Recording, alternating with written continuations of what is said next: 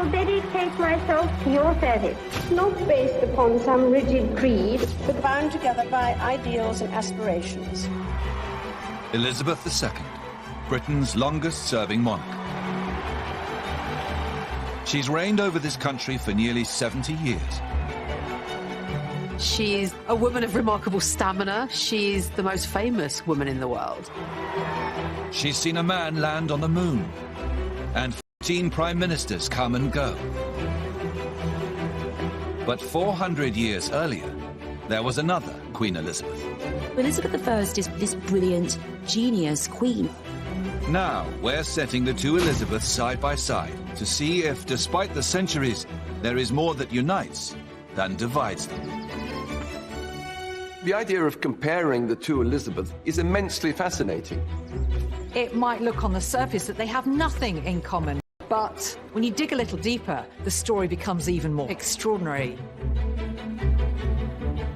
In the second part of this series, we discover how both Elizabeth's reigns are changed with the arrival of two extraordinary women.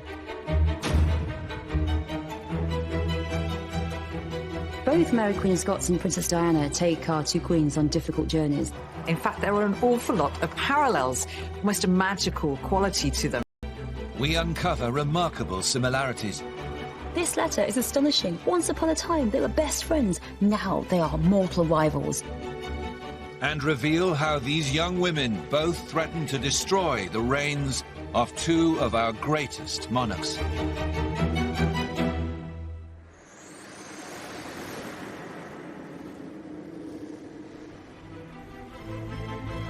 The story of Queen Elizabeth I and Elizabeth II's rise to the throne has revealed some intriguing similarities. Both women rose from royal obscurity to become popular and successful monarchs. And their journey has made them both unflinching and dedicated queens. What unites the two queens is their sense of tradition and duty. But neither of the Elizabeths were supposed to be queen at all. They had a fairly tortuous path to the throne. But that wasn't the end of their battle. It was just the beginning. Both Elizabeths battle with two very different women that enter their lives. Mary, Queen of Scots, and Princess Diana.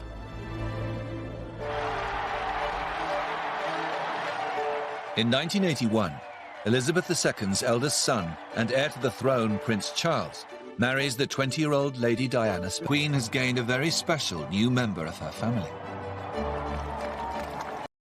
The whole world was transfixed by this dazzling young woman coming in, livening up, frankly, the slightly boring old British monarchy. It's a huge moment in society. The wedding, it's gigantic. It's much bigger than the Queen's wedding. The millions and millions watching it. The millions of girls getting married in exactly the same dress with exactly the same hair. The Queen is thrilled to see such a rapturous welcome for her new daughter-in-law. She believes Diana has all the makings of a perfect princess. Although she was very young, she came from a very aristocratic dynasty. The Spencers go way back in history. And of course her father had been a query to the Queen. She knew the royal family really from childhood. Diana was the virgin bride that her son, Prince Charles, needed in order to provide an heir and settle the future succession. So Diana was seen as the great hope of the royal family. And the perfect match quickly bears fruit. Diana produced very, very quickly, giving birth to William within a year and then shortly afterwards to Prince Harry. So she had the heir, she had the spare heir, she had absolutely fulfilled her wifely duty as the Queen saw it. 400 years earlier, Elizabeth I learns of a new arrival into her royal circle. In 1561, Mary Stuart returns from France to become Queen of Scotland. Mary has lived in Europe since childhood, but she has a rightful claim to the Scottish throne. And she is also Elizabeth I's cousin. Elizabeth hopes that having her relative on the throne will keep the Kingdom of Scotland stable.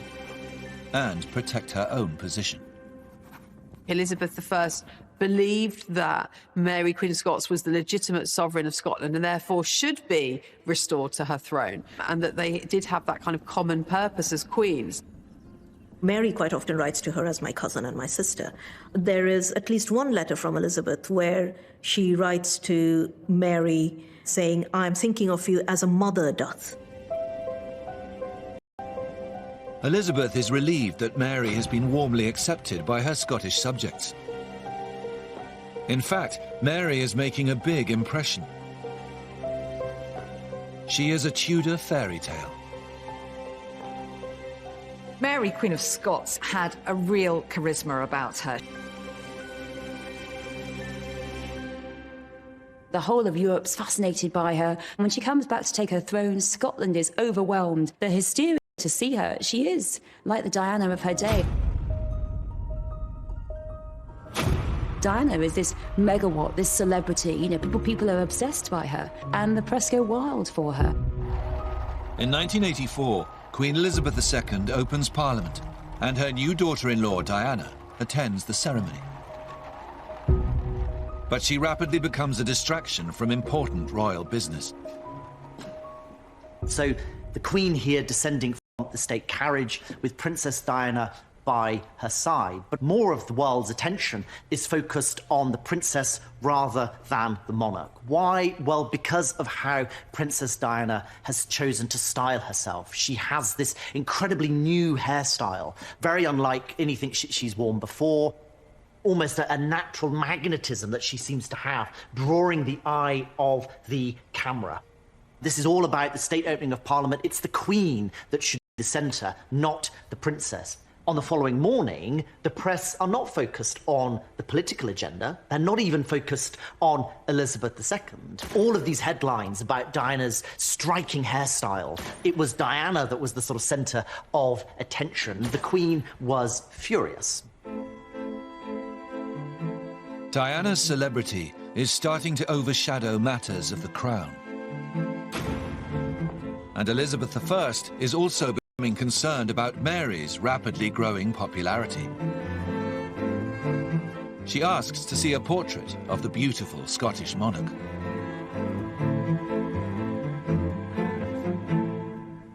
What I think is so striking about this image is Mary's hairstyle. So long hair, which has been trussed up and then held in place by these pearls and this gold hairnet. At the time, this would have been quite unusual, I think. It is a sort of rival image, if you like, to that of Elizabeth I. Here you have a different version of what beauty and power could look like. I mean, let's not forget that Mary traced her ancestry to Henry VII in the same way, of course, that Elizabeth did too. So this could be a rival candidate. And Elizabeth is asking all manner of questions about Mary's appearance, what's her hair like, and of course, crucially, who is better? And there are some really striking parallels between those images of Diana with this presentation of Mary, Queen of Scots. Both women have a little bit more license to play with their image, and that makes them more alert at Elizabeth II, that their power could be precarious. In a short space of time, it's becoming clear to Elizabeth I and II that the attention Mary and Diana are drawing might not be such good news. The Queen's role was to be head of state. Princess Diana's role was to be future joint head of state. But Princess Diana was so successful in her role that she was seen as a threat to the established order. People are following her. She's all over the press. They're copying her hairstyle. Just in the same way, people are trying to emulate Mary and how she's dressing. They become style icons, but so much more than that. Mary and Diana present a rather beguiling alternative to the person who is on the throne. And therein lay the secret of their popularity, but also the threat that they posed to the two Elizabeths. Soon it will become clear to both Elizabeths that the two younger women are becoming a problem.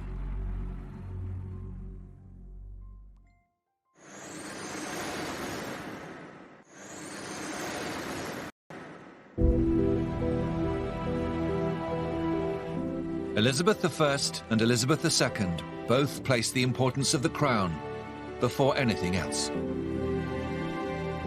But now, the presence of two young female relatives, Mary Queen of Scots and Princess Diana, is beginning to have an impact on the popularity of the monarchy.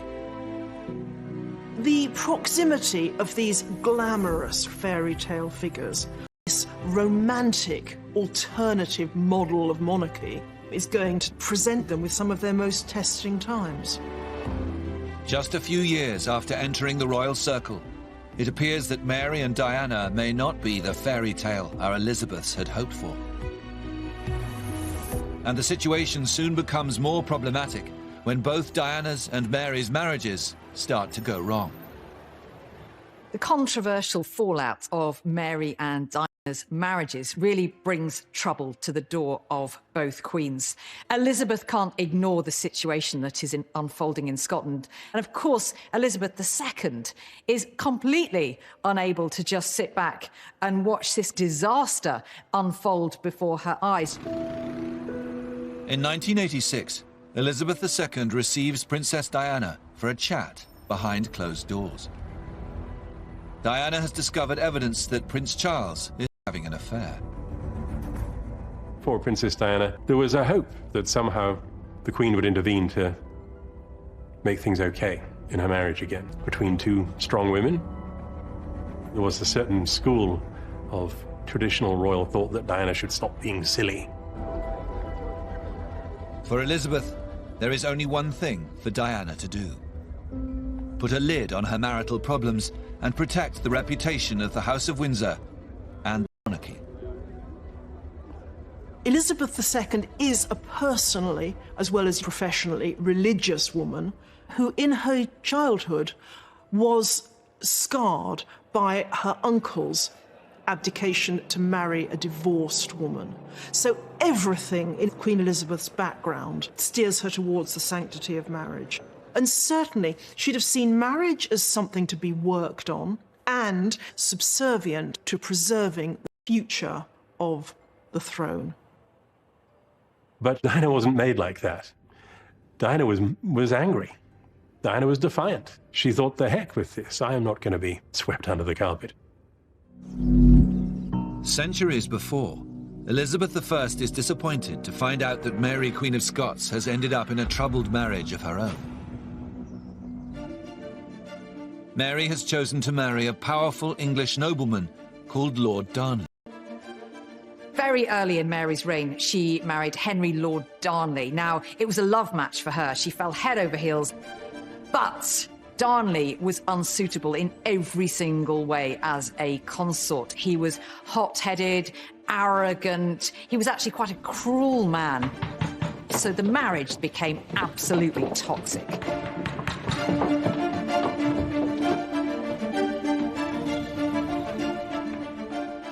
Elizabeth receives a panicked letter from Mary. She's now pregnant and wants the Queen's support to protect her from her abusive husband. This is one of the most dramatic letters when it's all started to go horribly wrong for Mary. Her husband, Darnley, has murdered her favourite secretary, whom Mary calls our most special servant, has been slain in our own presence. So she's writing to Elizabeth to tell her the full horror of this incident and also to beg Elizabeth, as a fellow female sovereign, show a bit of solidarity and come and help Mary in her hour of need. But just like Elizabeth II, Elizabeth I's advice is to stick with the marriage. Darnley is a hugely influential nobleman. Upsetting him would throw Mary's crown and Scotland into disorder. Controversial one. She was urging her kinswoman and fellow Queen Mary to put duty first. Despite Elizabeth's advice, the situation soon turns to chaos. A faction of Mary's supporters rise up and murder Lord Darnley. And Elizabeth is horrified to learn that Mary is now planning to marry the man accused of her husband's murder, Lord Bothwell.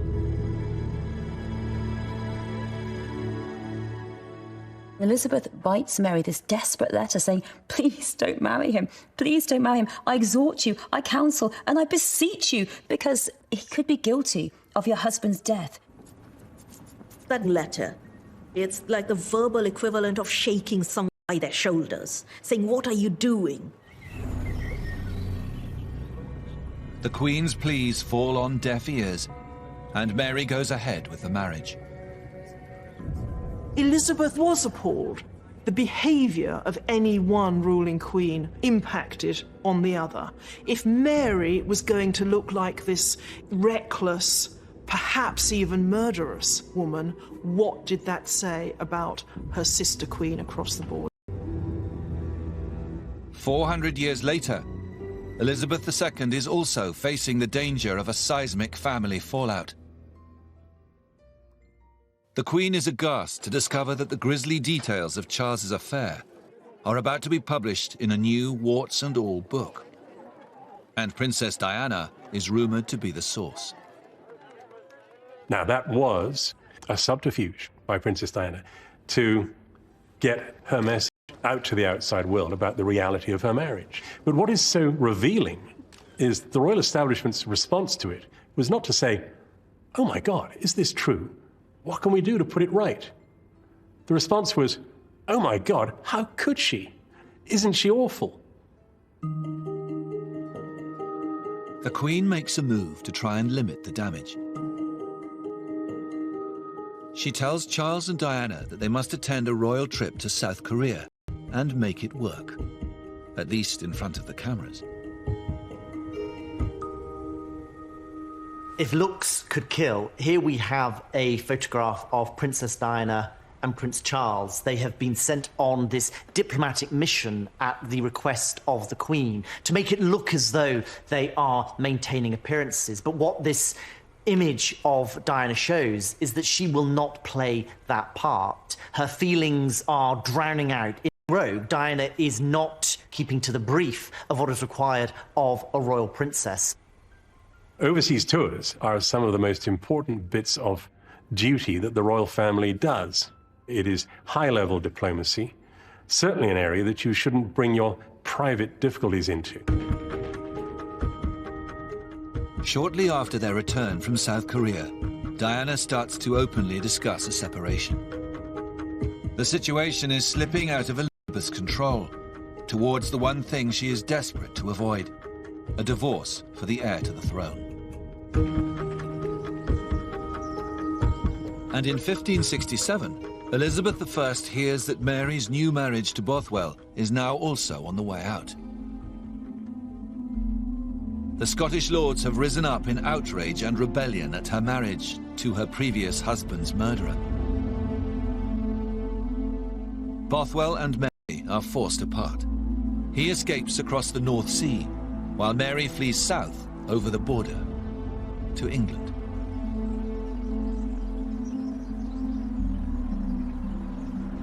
She comes to England to seek sanctuary and also to get Elizabeth's help to restore her to the Scottish throne. But when Elizabeth learns of Mary's presence in her country, it quickly becomes clear that the Scottish throne is the least of her worries. Mary's religious background makes her an attractive prospect for some very powerful factions.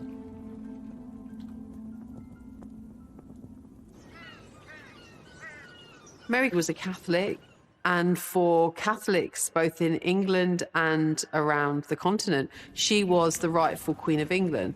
For Catholics, it was outrageous that Elizabeth was on the throne. They want Mary on the English throne because they know that she would restore Catholicism, the religion that Elizabeth's father had effectively got rid of. Elizabeth's advisors implore her to execute Mary as quickly as possible. But the Queen doesn't agree. She fears that if she kills her cousin and fellow queen, it could set a very dangerous precedent. Elizabeth is in this double bind. If she doesn't kill Mary, Queen of Scots, the danger carries on. If she does, it makes possible the end of her own reign by also dramatic means. Elizabeth resolves to keep Mary under house arrest.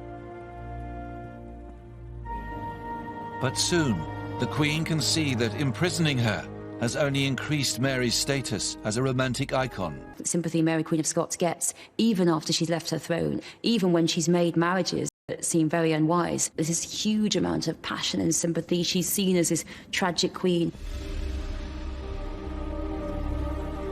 Both Diana and Mary really, I think, surprise the queens about how much sympathy they get. With Charles and Diana now living apart, and evidence in the press that Diana has also been having affairs, Elizabeth II is perturbed to discover that public support for the princess is only growing. It really was, Diana, we love you, we're with you, we're behind you. And it must have puzzled the Queen, why that someone who, in her terms, was breaking the rules, was doing what wasn't right, should be the one who garnered this massive international outpouring of sympathy. Later that year, the fallout from the Diana saga literally hits home for the Queen. A fire rips through Elizabeth's beloved childhood home, Windsor Castle, destroying countless historic rooms. But the public's reaction to the disaster is surprisingly unsympathetic. It wasn't just accepted that the people would help to pay for the repair of this symbol of royal authority. It is very remarkable for a monarchist paper like the Daily Mail to be saying that no, the nation didn't want to pay for the repairs to the Queen's home. Why should a hard-pressed ordinary people be footing the bill? In the words of one of my more sympathetic correspondents, it has turned out to be an annus horribilis. There was a backlash that she now faced from her people. They were beginning to question the monarchy, and particularly question how much the monarchy should be financially supported. I'm not sure that would have happened without Diana. In the face of an increasing threat, both queens react by cutting off communication completely. Elizabeth II makes it known she will never meet Diana in private again. And Elizabeth I resolves that she will never meet her cousin Mary. But both queens will soon learn that avoidance will only make things much worse.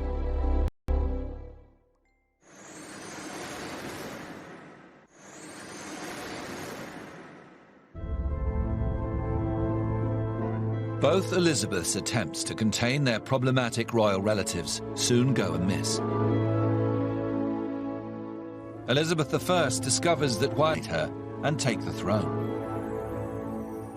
And Elizabeth II faces a rebellion of her own when Princess Diana agrees to a television interview at the demise of her marriage. There's definitely a moment when both Mary and Diana become outright rebels, enemies to the queens. So for Mary, it's after she arrives in England and she starts to involve herself in various plots against Elizabeth. And for Diana, it's when she goes public. And that is striking a killer blow. In 1995, Diana sits down with the BBC's Martin Bashir and spills all the personal details about her failed royal marriage to an audience of 22 million people. That panorama broadcast was a declaration of war, and it was accepted as such by the Queen and the House of Windsor. Shortly after, the Queen writes to Charles and Diana instructing them to divorce. And in a shock move, she also demands that as part of the deal, Diana will lose her title. The stripping of the HRH from Diana, I see as a rare instance of spite on the part of Elizabeth II. The Queen's cool, to some extent, deserted her, and combat was engaged. Elizabeth I has the power to be much more brutal. For years, she has resisted calls to have Mary executed. But under immense pressure, she now finally starts to crumble. Elizabeth has taken on the greatest dark night of her soul with Mary, Queen of Scots. To make the decision to execute her, she really doesn't want to. Elizabeth finally signs the order for Mary's execution. But she almost immediately regrets her decision and calls it back.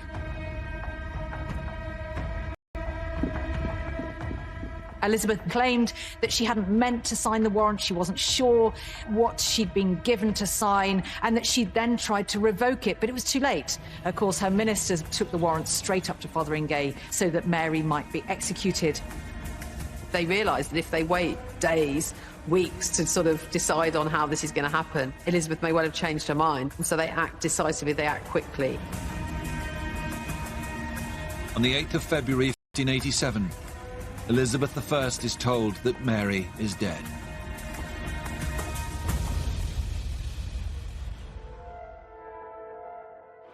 This is what's left of the Mercedes in which the Princess of Wales and... The hours of the 31st of August 1997, Queen Elizabeth II is woken with her own terrible news. It's difficult to think of words that convey the shock that I remember feeling, to everybody around. Just total consternation. All the imagery of it, a tunnel in Paris. As the shocking news spreads around the globe of Princess Diana's death, the Queen, who is staying at Balmoral, seems to freeze. In the morning, the family attends their private church, but something is missing from the sermon. The service in the local church lasted an hour, but not once was the princess mentioned by name. There were prayers said for Charles, for Diana's sons, but not for Diana herself. And I think everyone felt that, however correct that was in terms of etiquette, people felt that the rules were being placed above the real emotion. After the service, the Queen returns to Balmoral without acknowledging the hordes of press waiting for a statement. Over the next few days, public figures from across the world pay tribute to Diana. She was the people's princess. And that's how she will stay, how she will remain. In our hearts and in our memories. But the Queen remains silent.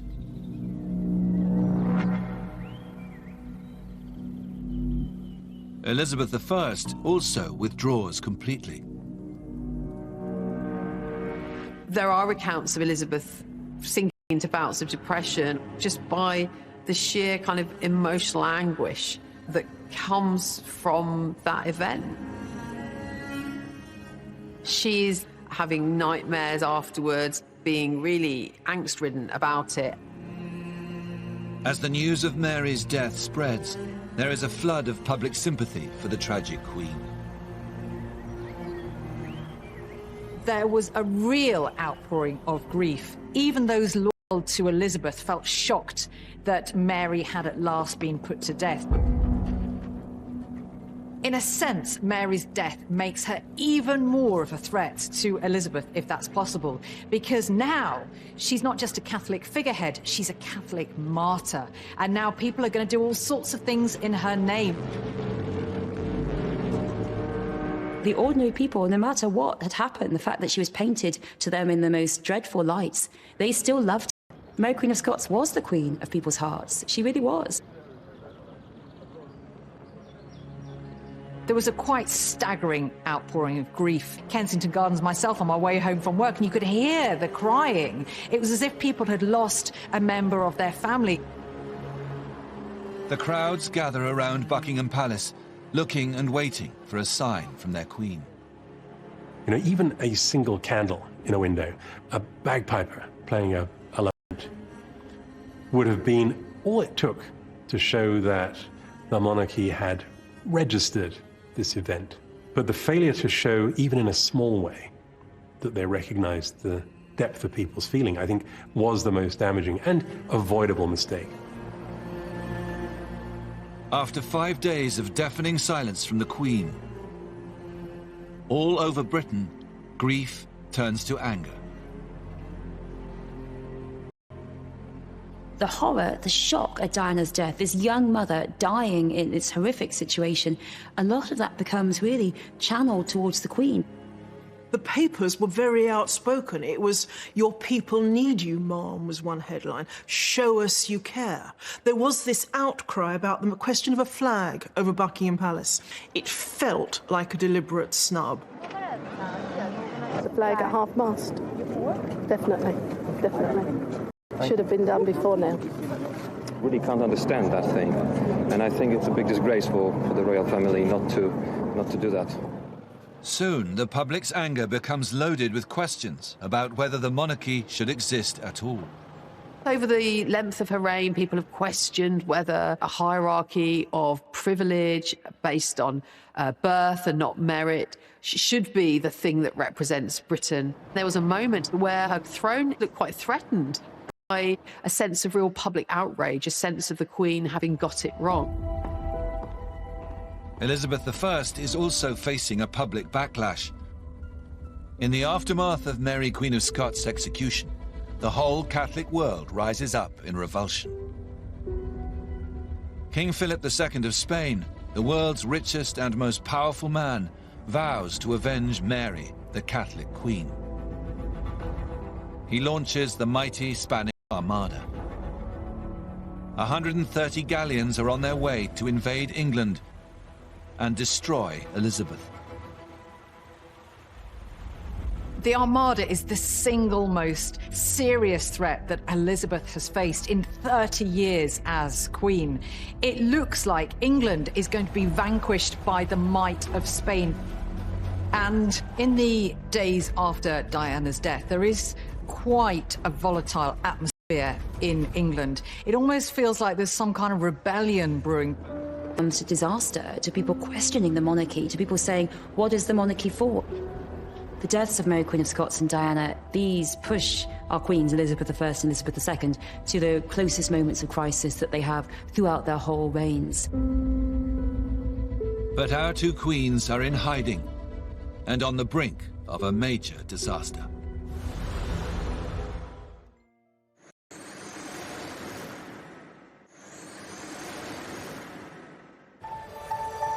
Elizabeth I and Elizabeth II both make the same bold decision.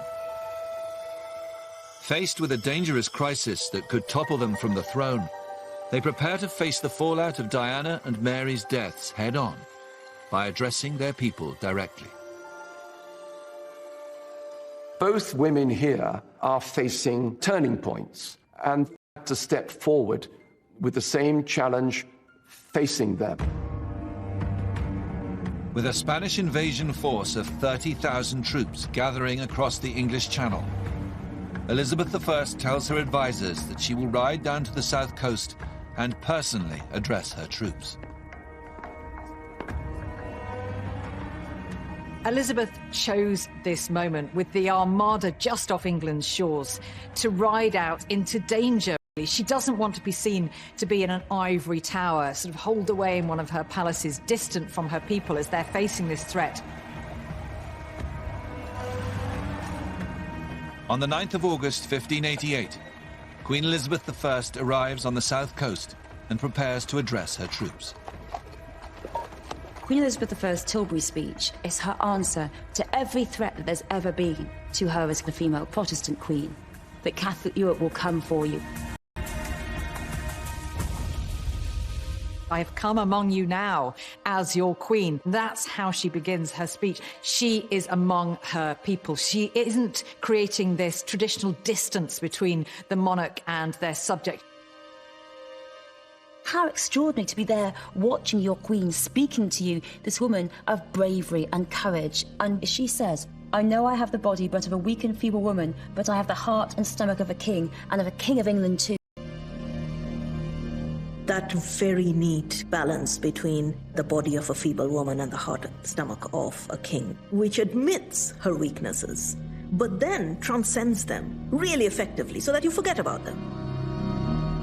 She's there, she's ready to stand and fight shoulder to shoulder with her army. And she makes it very, very clear that she is devoted to England. This is Elizabeth's great speech at the time of crisis.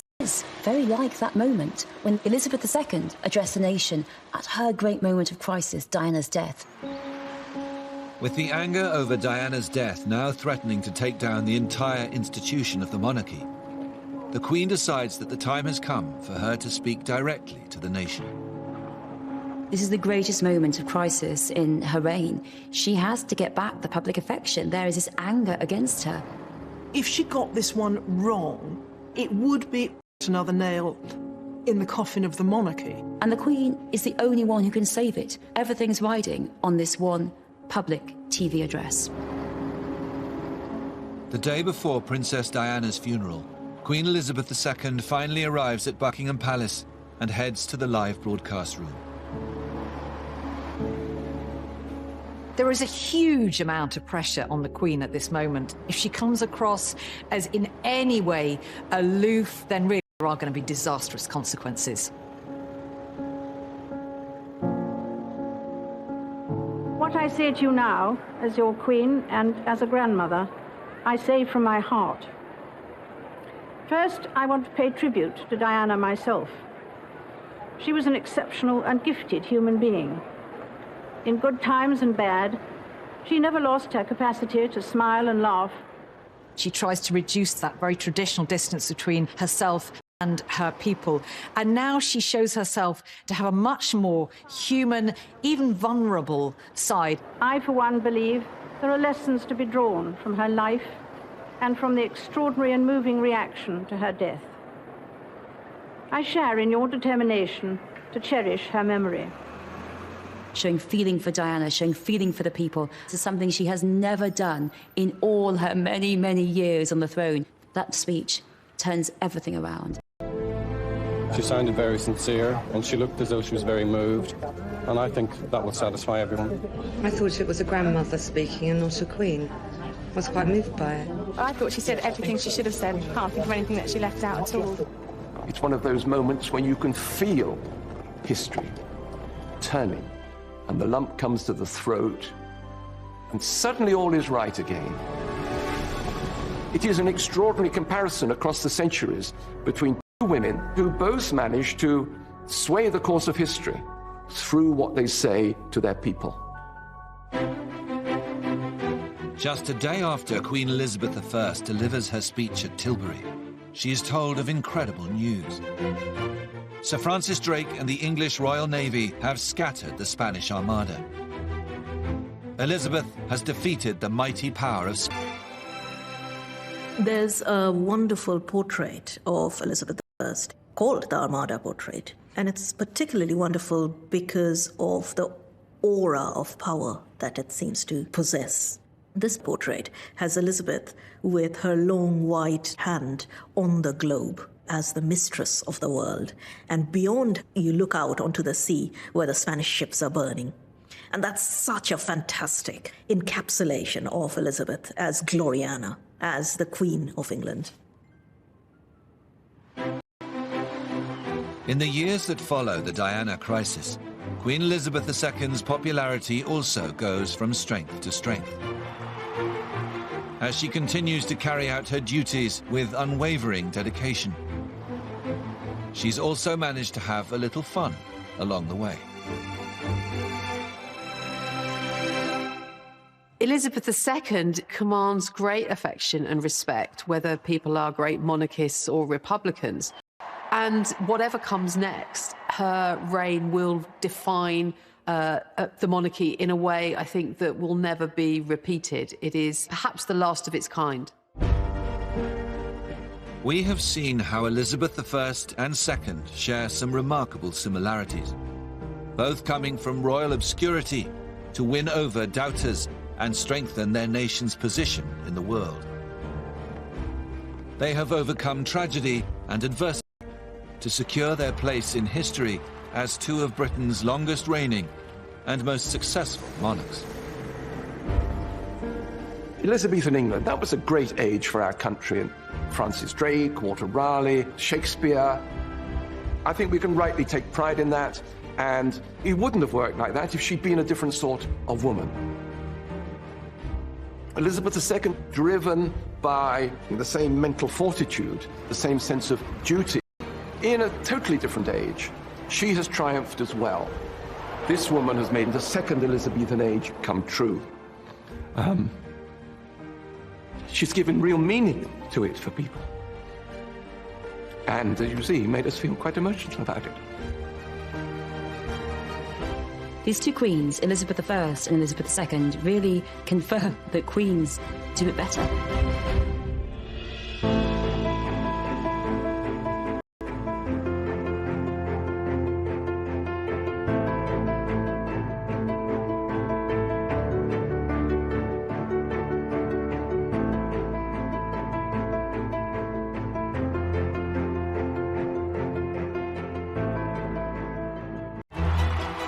I shall dedicate myself to your service, not based. Diana has discovered evidence that Prince Charles is having an affair. For Princess Diana, there was a hope that somehow the Queen would intervene to make things okay in her marriage again between two strong women. There was a certain school of traditional royal thought that Diana should stop being silly. For Elizabeth, there is only one thing for Diana to do.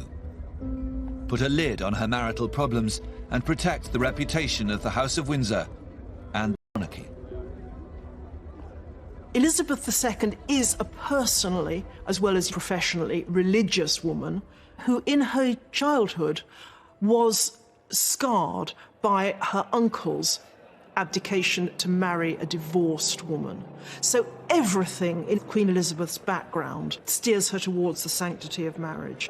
And certainly she'd have seen marriage as something to be worked on and subservient to preserving the future